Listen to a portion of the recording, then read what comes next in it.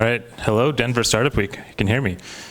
So we have two laptops. We're gonna have a little bit of coordination going on. We'll try to keep this laptop from falling asleep. So if you see the mouse moving around, that's what we're doing. Apparently it locks, so could get fun. First, just want to say a quick thank you to the sponsors, in particular Amazon, my alma mater, where I used to work, as well as the rest of the ones that put this great event on. This is my second year at Denver Startup Week, first year in person, so pretty excited to be here and get to do this live with y'all. Still learning the laptop. All right. So hello, we're from Dream Team. Dream Team we're building the organization operating system for fast-moving tech orgs to unlock the next generation of productivity. It's really based on our collective years of experience at fast-moving, high-paced engineering teams, kind of solving all of the problems we experienced firsthand. Of course, our team is the stragglers, last ones to show up in the front row. So my name's Brent. I'm the founder and CEO. Before Dream Team, I was at Snapchat early on there, and then was at Amazon before that, working on Prime Video, or before it was called Prime Video when we were still sending out DVDs. Hi, Nora. This mic is just for the recording, so you don't need to tell me it's not working. I'm well aware of that, but I'm still going to hold it up awkwardly. So I joined Dream Team back in May. I actually, before that, was working in this building with Gusto, so it's kind of weird to be back here right now. Leading a product team before that time at DocuSign and Intuit. So same as Brent, a lot of fast-moving tech companies growing really rapidly and trying to figure out primarily product management capacity in a leadership role. How do I keep track of what's going on? And so the problem space that Dream Team was solving and what we're going to talk about today more generally really resonated with me. So my mom always tells me I should be wary of who gives me advice and look at where it's coming from. So I figured before we get up here and talk about how to stay fast at scale, we should maybe tell you why we're qualified to talk about it. A little bit is from the last decade. Nora and I each have an amazing team who just showed up at companies like this where we're learning these lessons. We also built a product called Kata. This thing is gonna... Kata's mission control for projects and people. It's all about building alignment and trust and execution really at the ground roots of your organization. And in building it, we did a lot of studying of companies like Shopify and Twitter and other just fantastically successful companies. And the lessons we're going to talk about today, we've built into Kata, but we wanted to share them as the sort of research and stuff we've been just working on for the past couple of years. Let me try it this way. All right, so when we say fast at scale, what are we really talking about? Well, we're in Denver, so any Avs fans here? I'm definitely one.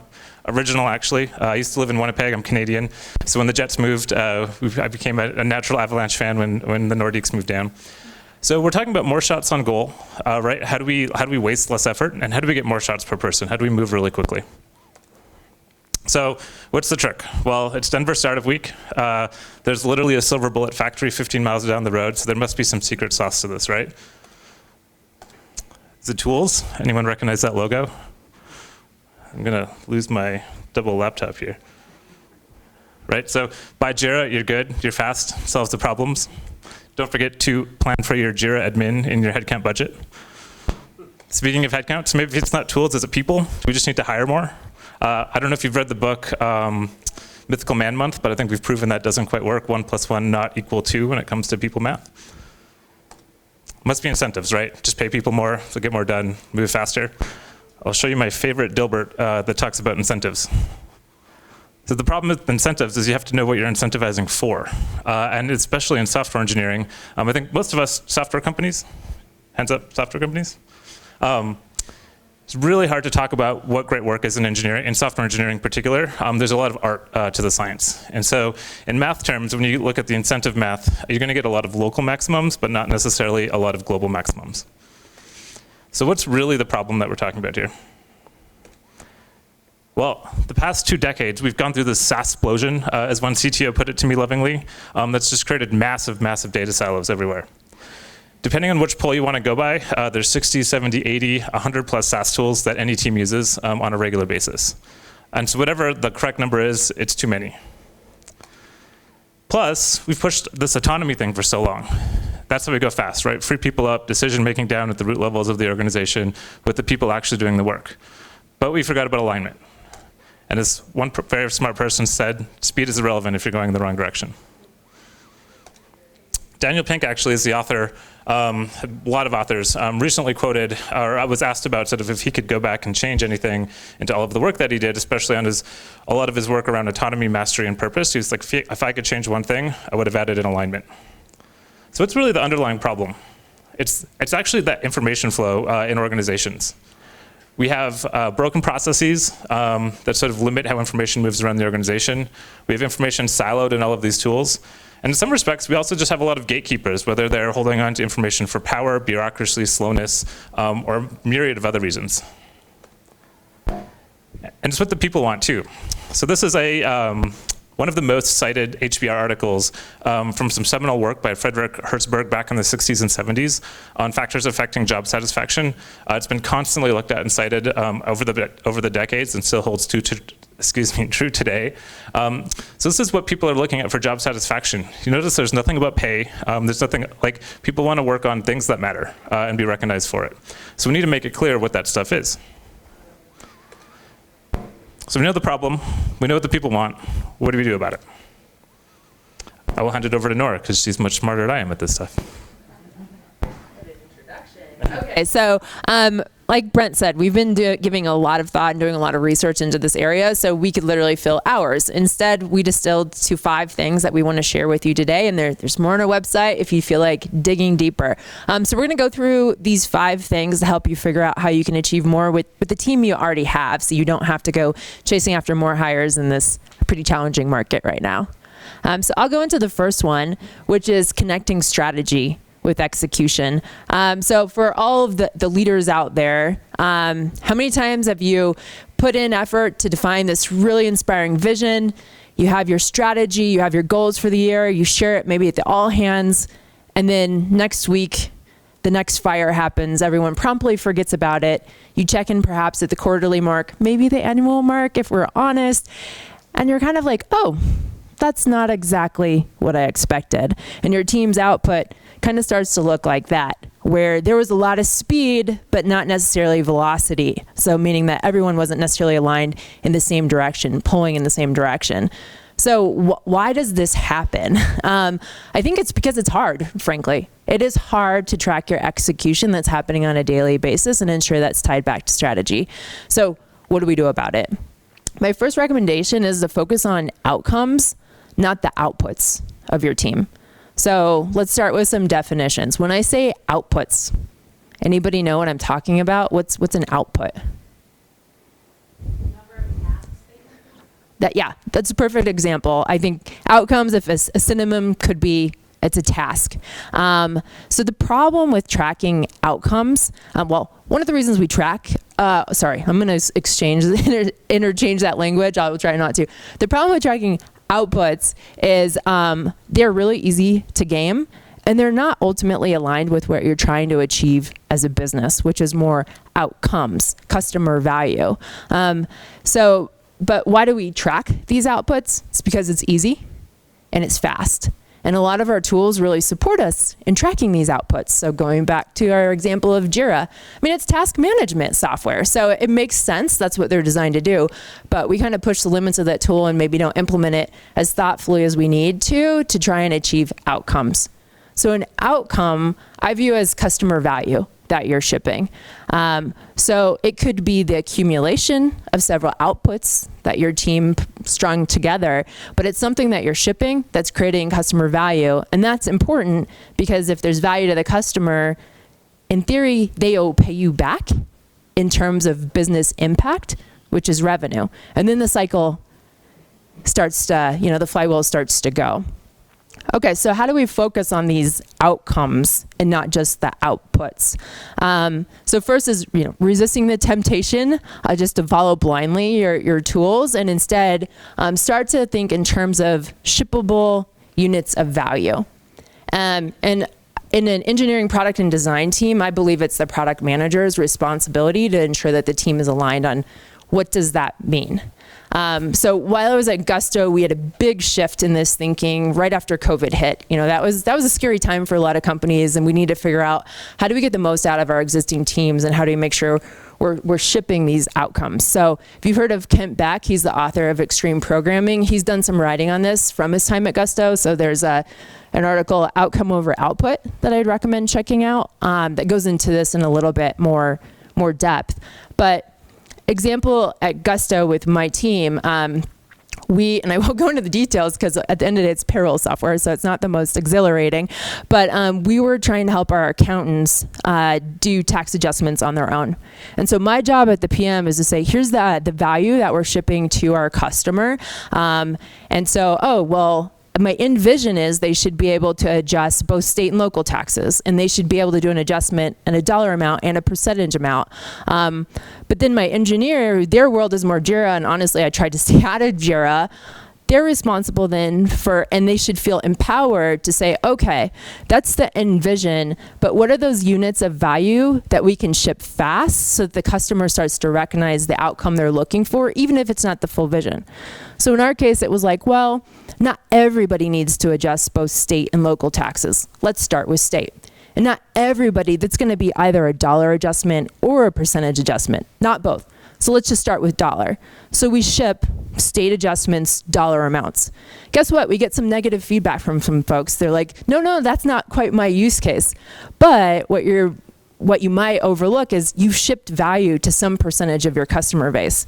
The alternative, let's chug through all these outputs. Let's not think about shipping units of value. Let's just wait till we've done all of our outputs, all of our tasks, and maybe on a weekly basis, we're shipping the same number of outputs, but it could be several months before we ship the entire vision, and during that whole period, no customer has recognized value. So that's one way to think about it. Brent, I know you had a good example from your days at Snap too. You want to share? Yeah. Back. So early on, I was at Snap for quite a while, so did a lot of things, but the last thing I worked on there was games. It's actually recently shut down, maybe for some bad strategy.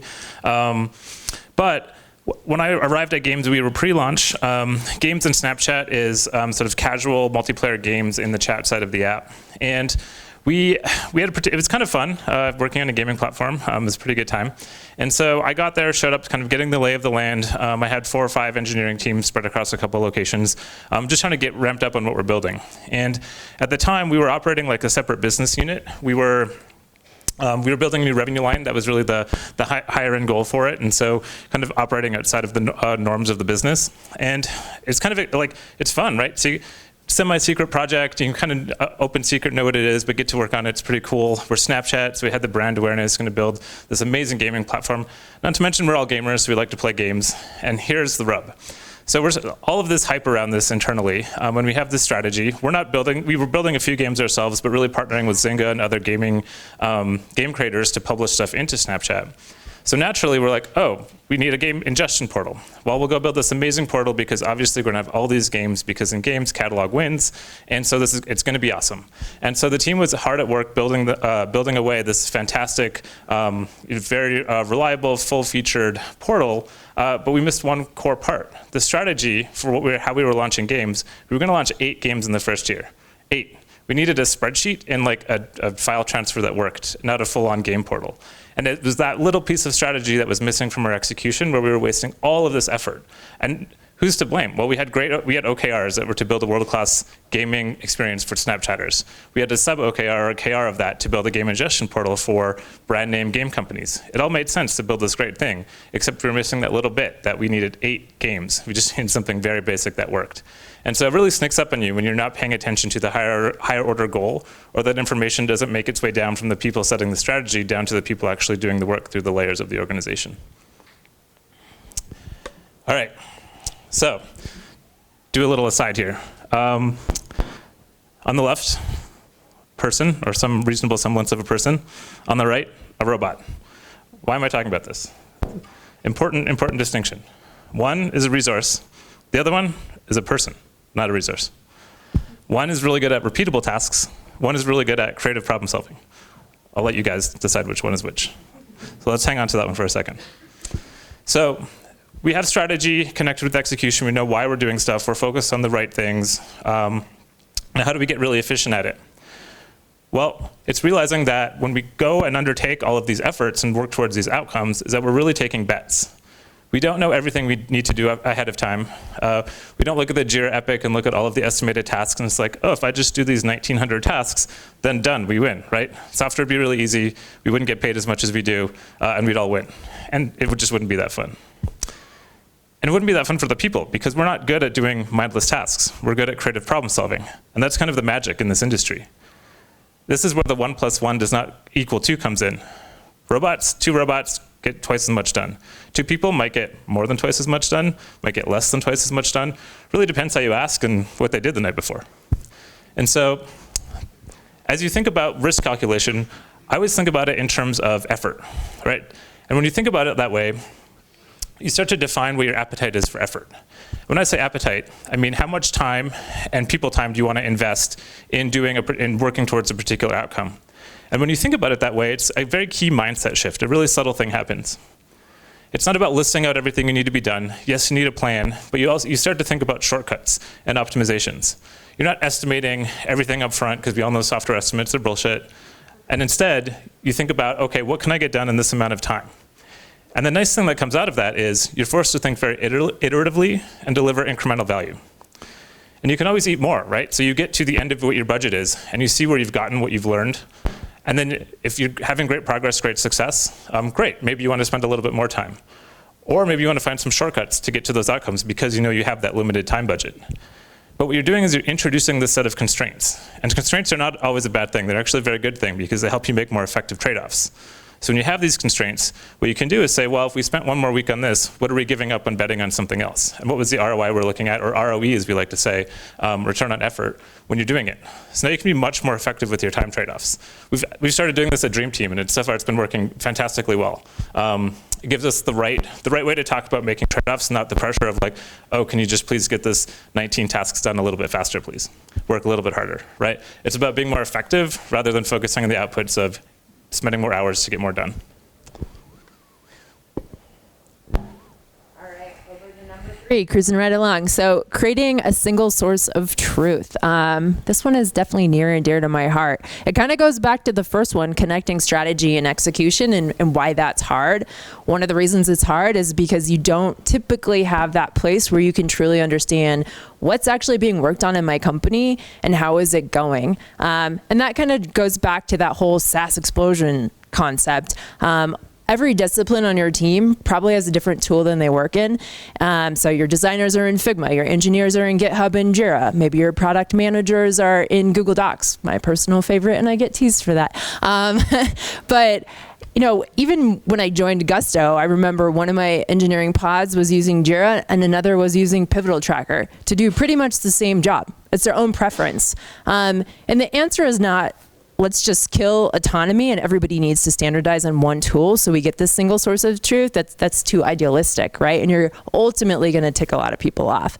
So we need to go create this ourselves.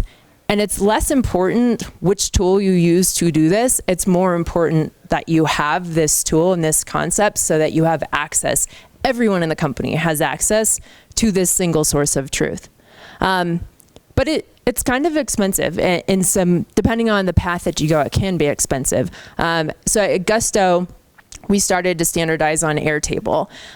So what did this mean? There was a big investment to get all of our project work in Airtable, and then every Friday, all of our PMs had to go in and update their project record to ensure it was accurate. You know, here's the latest spec, here's the latest design, here's the latest status, the current estimated ship date. Did my team love doing that? No. Did I make them do that? Yes, because the value of that single source of truth was worth it to myself and the other leaders at the team. And so what is the value that you get out of this exercise to justify this expense?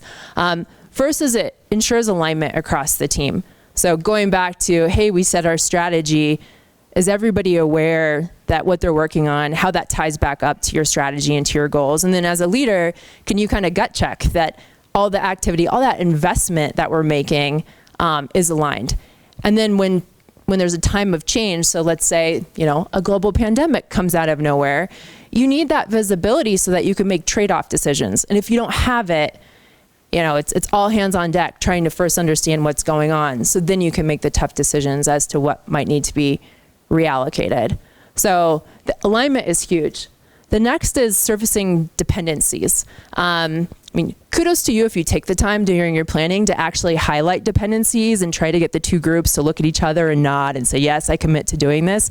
But again, a quarter later or even across the course of time, are you consistently checking in to ensure, yep, we're both still nodding, we are both working on those things, and we agree to that deadline?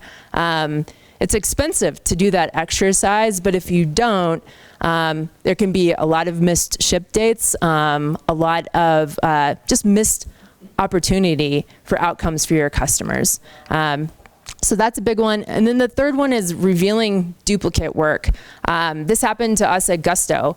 We had 2 different teams on 2 different business units. So you wouldn't have thought we would have overlapping work, but we sure did. We both decided that we needed to create custom reports, and both engineering teams went off and build brand new reporting engines for the back end. Discovered this after a couple of months. You can imagine the frustration, the churn, all of the above that caused, and just the wasted effort. We could have been shipping more value for our customers. So something that, pulls all the work that the team is doing and makes sure that everybody has visibility into it could have saved us a lot of time. And at the time we didn't yet have a resource for that. So I mentioned it kind of doesn't matter what tool you use. It's more important that you have one. Our solution, Kata, this is one of the main value props it delivers. So of course we'd love for you to check it out, but Airtable, spreadsheet, presentation. The key is that everybody has visibility from the CEO to the intern. They can all access it at any time, and that it's trusted, it's reliable, it's up to date, and that's where the cost really comes in, because you need a shared commitment across the organization that everybody that's closest to that project work is going to keep it updated. I can tell you too, as a reformed engineer, it's always the platform or identity or some dependent team that ends up getting stuck with being the blocker for somehow everything in the organization that they're going to ship that quarter. And so the dependency management piece, I will recall out as a key one when you realize where the bottlenecks and funnels hiding 1 or 2 layers below that planning lives. And so maybe a great tee up is, when you get into these situations where you have certain teams that are like dependent, everybody depends on them, or things are just going wrong, like how do you start to talk about it? Yes. So seeing problems early. The reality is we talk about, failing fast and failing's not bad, especially in the startup world, but nobody likes to fail, right? And so we need to really think about what culture we're truly creating inside of our organizations. And even though we might say, it's totally okay to fail, just fail fast and share your learnings. Or another thing you hear leaders say is, don't come to me with problems, come to me with solutions. All of it is actually quite detrimental in your workplace. Because if you wait for that person to realize they have a problem and then go figure out a solution before they come to you, that's potentially a lot of time. And one of your jobs as a leader is to unblock your team when they run into problems. So it's really no news is the real bad news. And that's what you need to think about, is how do I create this environment and encourage my employees to feel comfortable sharing when they've encountered problems. So first, make it safe. That sounds too easy, right? And I think we all strive to do that. But I think you really need to take a look at what is your behavior. Like, envision you're looking at a status update report and it's red, red, red, red. Like, does your blood pressure start to rise? Do you start drilling these teams? Or instead, are you approaching them and asking them questions from a place of curiosity and support? And it's not just the words you use, it's your tone of voice. It's your body language. It's even thinking about who is the audience in the room. Could this feel threatening for them? Should we maybe take this, take it outside, if you will, or offline to discuss further, and then presenting that in a safe way? I think it's good for all of us to kind of take a step back and think about, how do we really handle ourselves in these moments? Because that's what your team remembers. It's not when you say, failing is fine. You're not in the moment. You're not really exhibiting the behavior you do when they're in that position. But that being said, you don't want to create an environment where everybody's just coming to you all the time and complaining. Like, complaints are not productive. So if you're not saying, hey, bring me a solution, but you're also not saying, bring me a complaint, what is that in that middle ground that you're looking for? And I would argue it's a problem statement. So what do I mean by that? It's them being able to say, like, here's what we did, here's the problem that we encountered, here's the data that we have, maybe here's some hypotheses as to what went wrong or what we might pursue.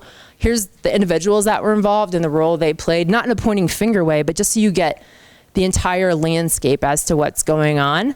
And then you can move to number 3, which is finding the right person or people to help move them forward. That might be, as a leader, you coach that team member. It could be that they're just lacking support from other parts of the company, and then your job is to pull in another team.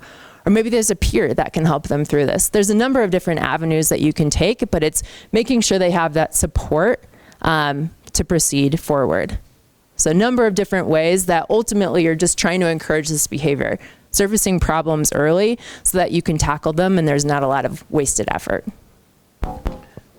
For me too, it was early on in my career, and maybe I'm just cynical and jaded, but I always thought that this was sort of a management technique or control mechanism to make sure I was like doing things, and that I would get scolded if I said something wasn't good. And so everything was good all the time until the very last day when maybe we would be working all weekend to get it done. And then as I started to manage teams and teams of teams, I realized it was, I kind of got the other side of that thought process. And it's really about, and I think if you just approach it this way, for me it was about, how can I dig in and help? I'm here to support you and work with you. You don't work for me and I don't work for you. We're working together on this problem, but we need to know what the problem is. And so for me, it was just that simple framing of thought that let me approach those conversations and kind of just, without even thinking about it, sort of act in the way that Nora was talking about. And we had really productive problem-solving conversations and got to get really in it with the teams.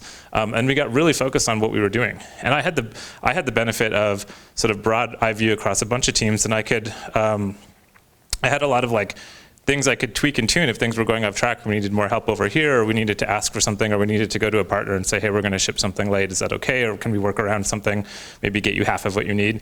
But without talking about it, all of that stuff gets lost. And so it's that little mindset shift that's such a big one. All right. So we know it's important. We know the strategy we're working towards.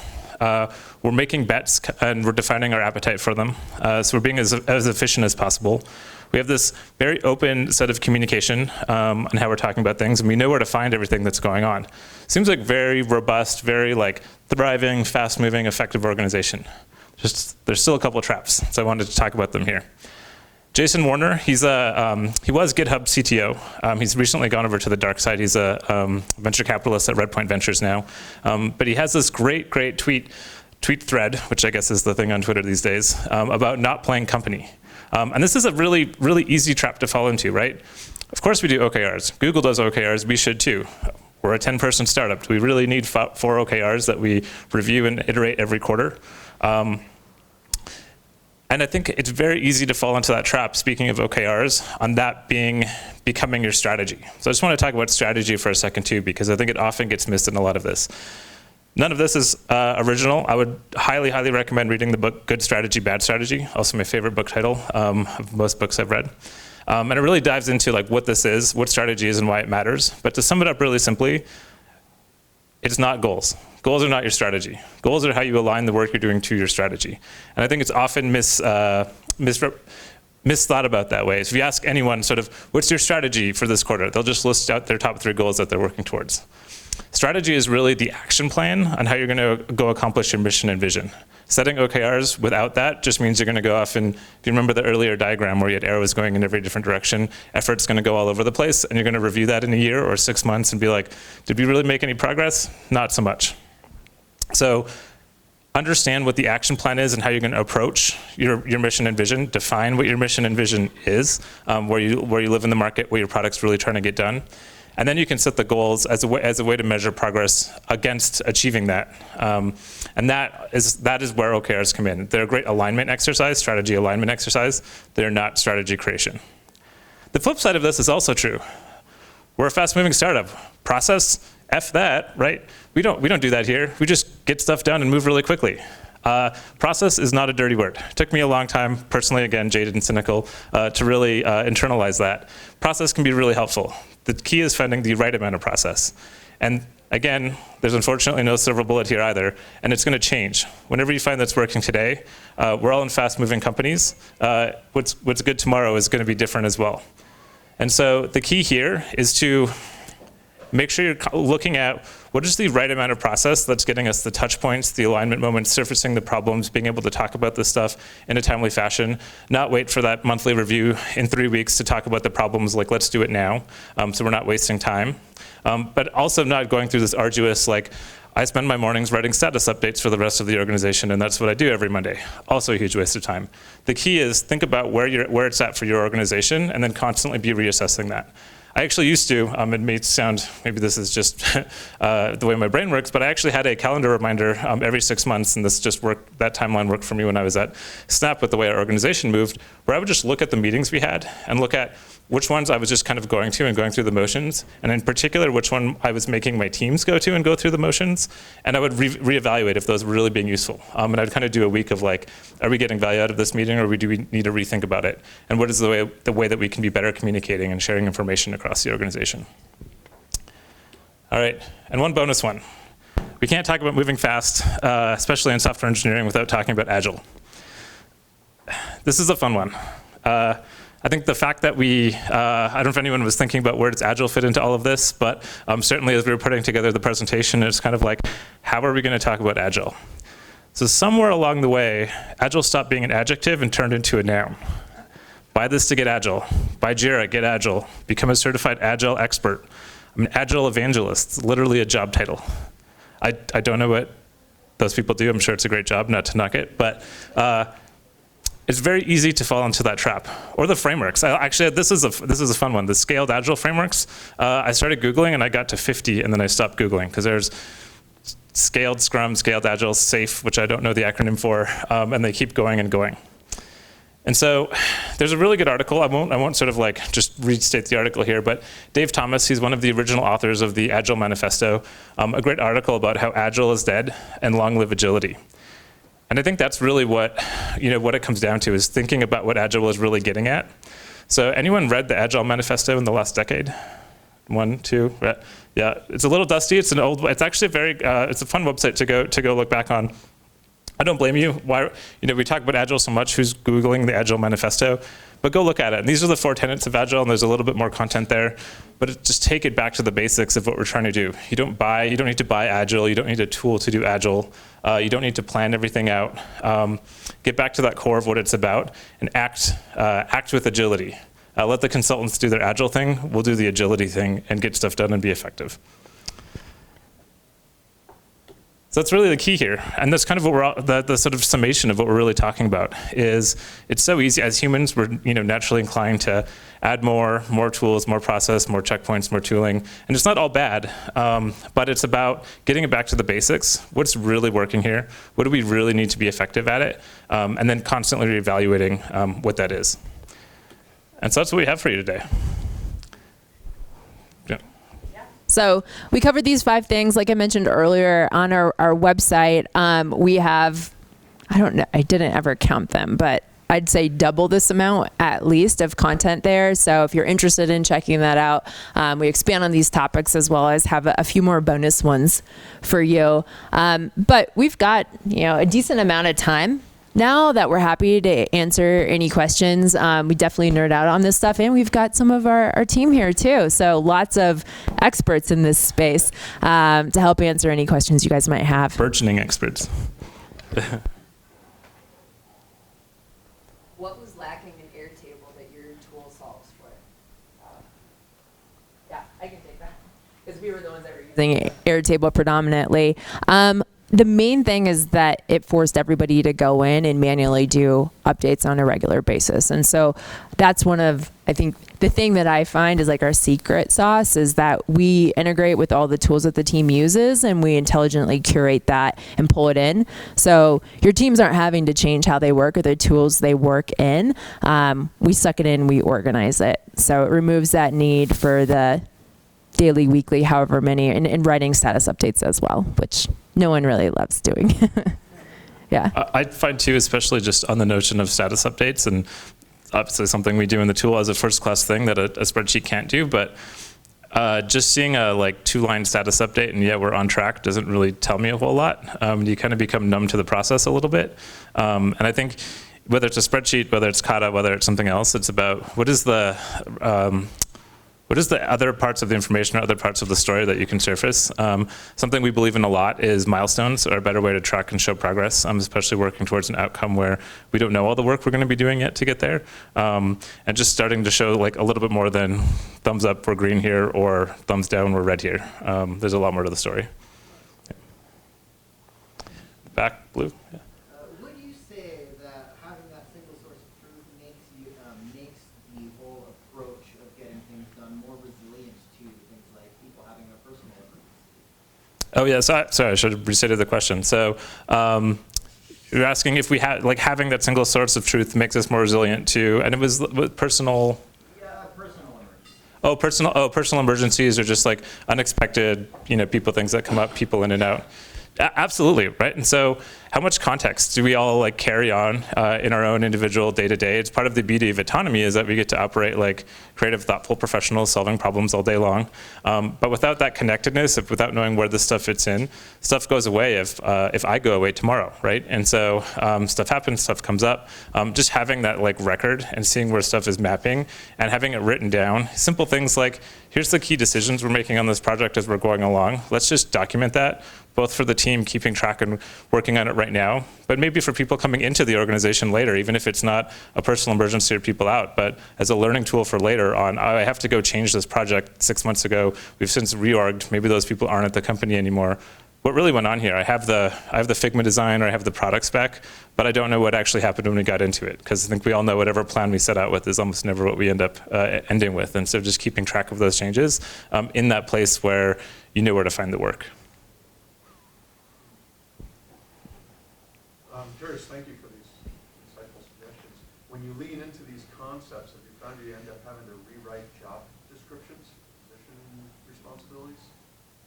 I have a whole lot of opinions on job descriptions. I can.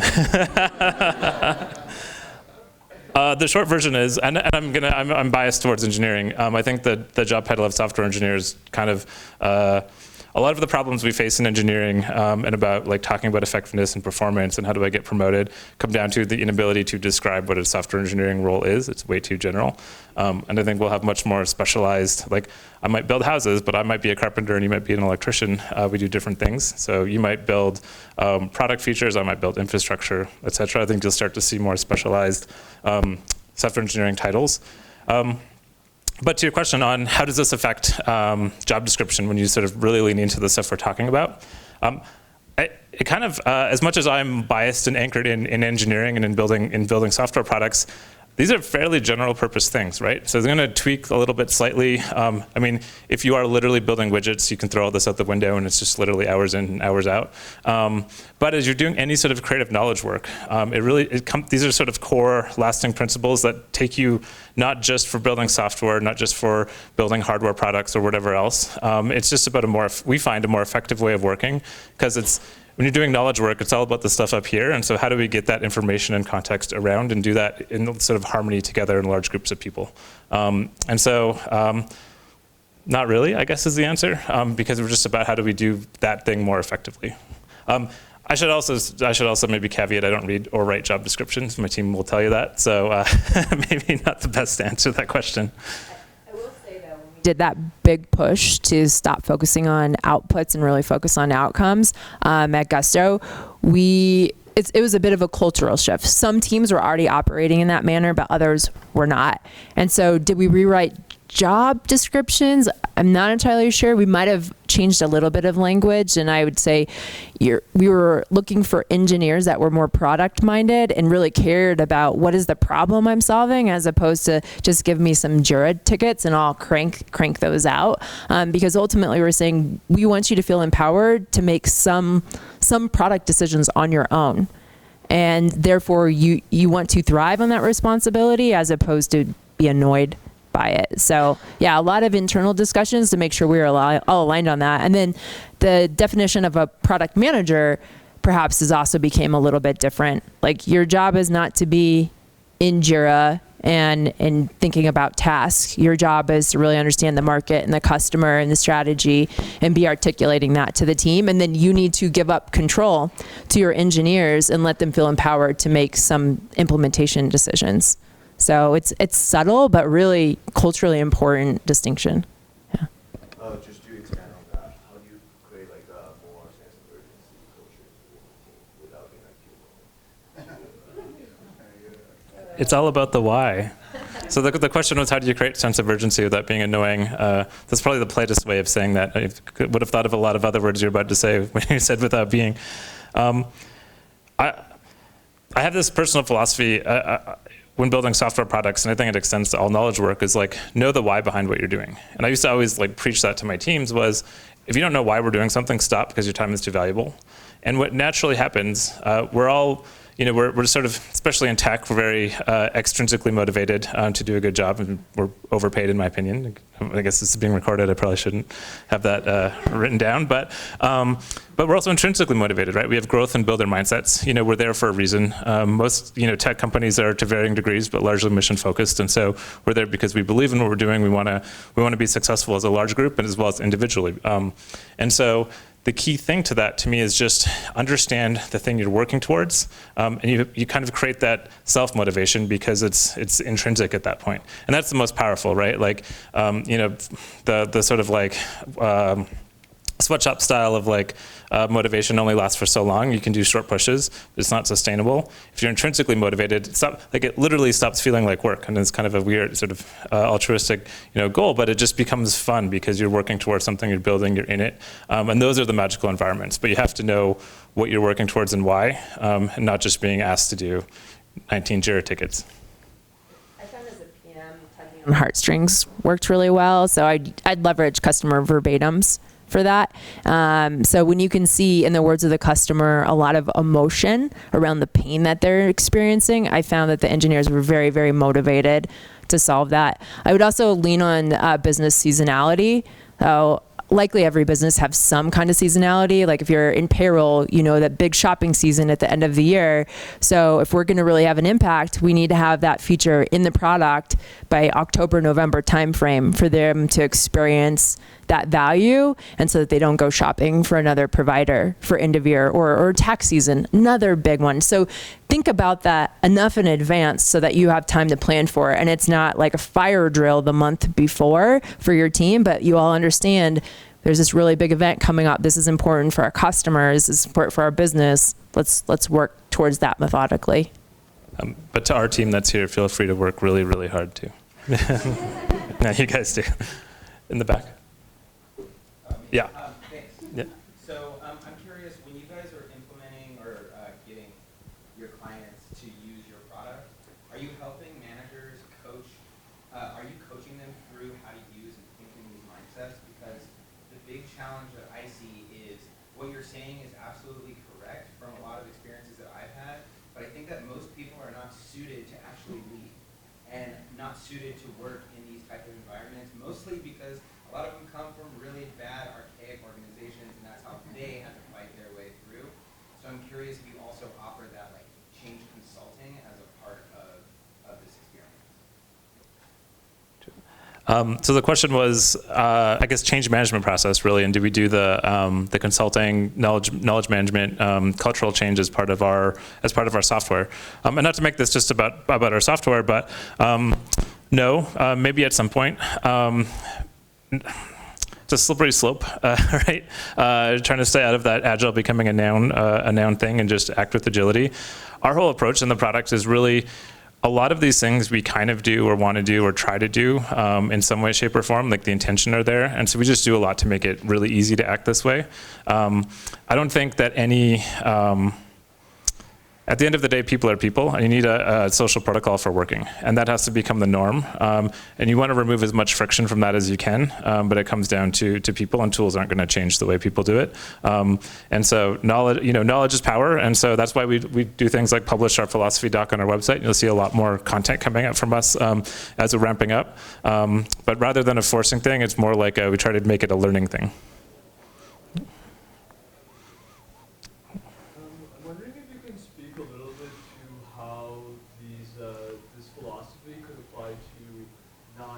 technical teams, like a product, like a physical product team, or like a service provider team? So the question was, how can we take this philosophy and apply it outside of software to, say, hardware, physical products, services teams? Again, anywhere where you're doing, to me, and this is personal opinion here, it's just all about information flow. So it's almost agnostic from what you're building or what you're doing. It's about how are you communicating and working towards objectives. So the way I think about it is, we're really missing this notion of project management. We have all of this task management software masquerading as project management, but I think Microsoft Project may have been the very last true project management software, and I'm dating myself here. Wasn't the most fun to use, but in retrospect, it's kind of nostalgic. But it's really, any time you have groups of people across organizational teams of reporting lines working towards some common outcome, even if you're not doing a project in a software sense, you have some outcome that this group is working towards, and you have all of these commonalities of why are we doing this, what are the faster ways we can get there, what are the incremental milestones, how are we staying in sync in this, especially in this asynchronous mode where we're often working in different time zones, some are, people are hybrid, or it's spread out across the world. And so it's really about thinking about the information you need. We tend to focus on software teams because we integrate with all the tools of software development, but the underlying, let's have a single place to talk about what we're doing and why, and how to communicate that information across an organization, transcends software, hardware, services, anything else. Anything outcome goal-based, you need to stay in sync. And so you can internalize these and work those into, the tools may change and the words may change, but the underlying, let's stay on the same page holds. I don't know if, yeah. Yep. So, sorry. I do SEO and a lot of Google ads for local and small scale businesses. And so my goal is to get them as many eyes as possible. And if they start scaling up at a larger level before they really can build a team, do you guys have any recommendations for like a project manager, something to help them kind of continue on their pace of going up while they're still trying to build their team out? So the question was, well, one, if you're doing SEO, we could actually use them. We have a new website up today, so check it out. And yeah, there's our emails. No, so the question was, as teams are scaling, is there sort of shortcuts to adding people as the business needs are outpacing the rate of hiring? Eliminate waste, right? And so, and I think that's where the why, and I'm going to try to talk about this in more specific terms because we keep saying the why and focus on what we're trying to really get done. The overbuilding or the overspending of time, or even the overfocus on thought cycles and wrong problem areas tends to eat up the limited amount of effort we all have to spend. And so it's really becoming crystal clear, and then really getting into that notion of thinking in bets and return on effort. When your effort budget is so small, set tight constraints, maybe even too tight where it's unreasonable, but then it forces you in the moment in those discussions where you learn things. As you kind of get into this, we think about projects not as the start and end, but they kind of go through these phases. And there's a lot of, I forget the acronym now, there's a lot of OODA loops: observe, orient, decide, and act. There's a lot of sort of stuff you can go read about the effectiveness and how the effectiveness of that. You basically learn something, reorient yourself to where you're at, observe what's going on around you, and then take a new action based on your updated learnings. And so you're going to do that through a project. And so as you have those checkpoints of that information flow in it, you're kind of doing it at the micro level, so you're being as tightly focused as you can, without sort of micromanaging people into oh, okay, so you're gonna have this stuff done by Monday, great, this stuff done by Tuesday. It doesn't quite work that way. And you don't have the ability to find shortcuts also, right? And maybe that's a common one. I'm gonna pick on our product manager who's here, where it's what we've started doing, and well, actually to your credit, Brandon, a lot of prioritization in our product features that we're building on need to have, could have, should have, nice to have if it's easy. And what will often happen is, in the software world, non-technical people will start to look at product features and things that seem easy or seem not, and they'll start asking them, and they become oh, we need to do this, as opposed to pushing that down one level further to the people actually doing it and saying, here's the stuff we know we have to have no matter what. Here's kind of a relative priority on everything else. If the stuff's easy, great, let's just do it. If it's not, let's not do it. And then we'll look at where we're at through there. And so it's just about eliminating, it's easy to think about eliminating waste at a big level, but it's like, how do you do it in that micro level without micromanaging? Yeah. Yep. I kept ignoring you up front. Yeah. Yeah. So why is a good question to ask and what's the theme right now? So I'm curious why or how and why people lose track of that question and like where tools become burdens and like, Agile gets blown up and now Agile's dead. It's like, how do people forget or why do people forget to ask the question why they're doing something or how they're using a tool? It's kind of nebulous. I thrive on nebulous questions, but yeah. How much time do we got? Yeah, go ahead. My one-word response is inertia. I'm sure Brent can elaborate on that extensively, but yeah. To me, it's a people problem, right? And so you get, and then it's a classic organizational problem of what are we incentivizing either explicitly or implicitly, and then what do we go.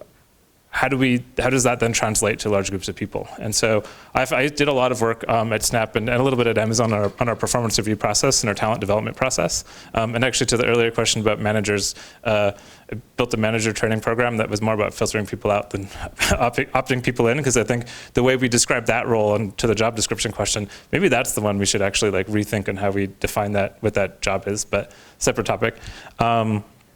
And so, but it's what do people perceive as the thing they need to do versus the thing that we're like really clear about, this is what success looks like, or this is what we're working towards, even if we're not successful, let's talk about it and have that open conversations on why we're not successful. It's almost like sometimes we're doing a good job becomes a bad job when it was like the wrong thing, or you spend a time in the wrong area, and it comes up in weird ways. Either nobody cares and it's like has this sort of death by 1,000 paper cut things to a company, or people go do that thinking they're doing the right thing and show up to a performance review period and then have a very negative surprise because they were working on the wrong thing for 6 months. And so I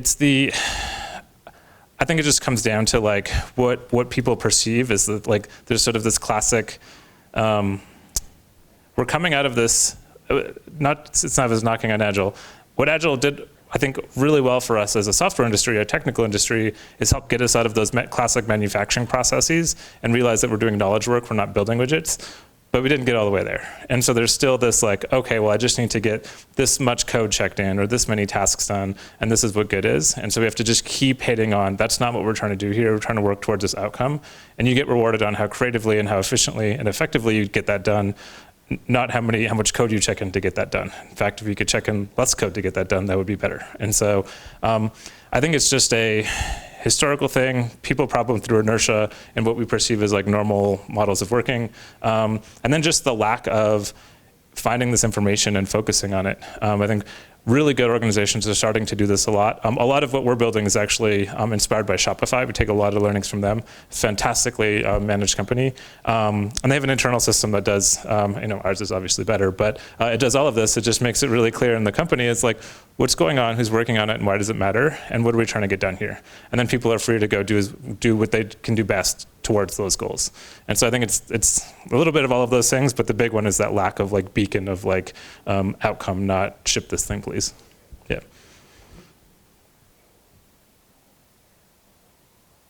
We can be questioned out. That was a really solid Q&A period, and I think we're probably at about time. Oh, yeah. 5 minutes early, so I feel like that's a good time then. Yeah. Thank you all for joining, especially on your lunch break on a day that's threatening to rain, which is a new thing for me as a transplanted Californian. And it's kind of cold outside. I don't know what's going on with Denver. But yeah, thank you all again.